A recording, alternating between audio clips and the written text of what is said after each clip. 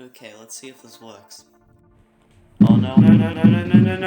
I'm working on a little project that I'll reveal the name to sometime. It's a third-person wizard platformer, starring me. It'd be amazing if you could stick around and watch the development of the game. And in today's video, I made abilities, and also UI, and also controller support, and a magic system. And also, okay, I'll stop now. I'm gonna start off with the abilities. So I mentioned 5 last video. If you want to see that, you can go check it out. I'll link the video in the description. And hey, while you're down there, if you aren't subscribed, make sure you are. It would help me out a ton. So all the orbs from last video, I call the orb section. And all the other abilities that I'll be covering in this video are from the movement section. Let's get into them. So first up, we have the slam down.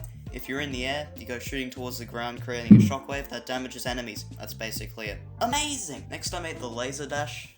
I'll come up with a better name eventually. The laser dash is a laser that attaches to specific things like walls and enemies and tugs you towards them. This can be used for quick saves and getaways, getting close to the enemy, and platforming purposes, obviously. Then there's the kick, which does exactly what it's named after, except it has a cool backflip which automatically makes it awesome. There's also a cool shield that protects you from attacks.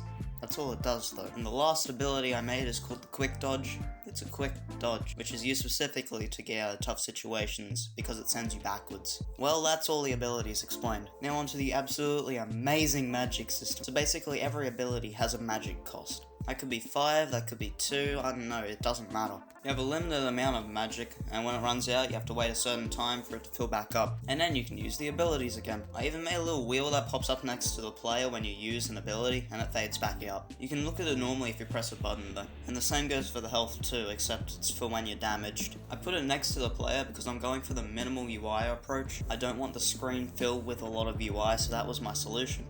And next up, all is the UI I was just talking about. So as I mentioned, I made a health bar and a magic bar, but I also made a pause menu, which has all your basic needs. And also a settings menu, which has one lonely setting at the moment. It switches from the keyboard to the controller. And that's where controller support comes in. With pretty much everything except the settings, I added controller support. So let's take a look at that. With the abilities, this goes to the mouse too, but you hold down one of the triggers to aim, and you press the other one to fire. I know, pretty smart, right? I'll play the clips of it with the controller in the corner now, just so you can see what I'm talking about. So obviously I added a controller support for the movement too, which is the easiest part of it really.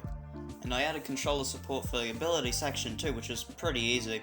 The only menu I couldn't do, however, was the pause and settings. You still need to use the mouse for all of that. I'll explain how I did it all really briefly. I really want to keep your attention for as long as possible without being boring. So basically when I was making the abilities, what I did was I used my big brain and made a script that controlled if it was a keyboard or controller. Then I made one section of code in an if statement with all the keyboard inputs, then I copied and pasted that and replaced the inputs with the controller inputs. It's pretty simple actually. And the last thing I have to be boring about today is the dialogue system. Whoa! I spent hours coding this, and after repeated failed attempts, we have something that works. And it doesn't just work, it works perfectly! Yeah! The UI looks disgusting, but I'm working on that. Don't worry about it. So that's everything I've done recently. It's quite a lot, which is why I decided to make a video that probably bored you out of your mind, but it's for the people who care.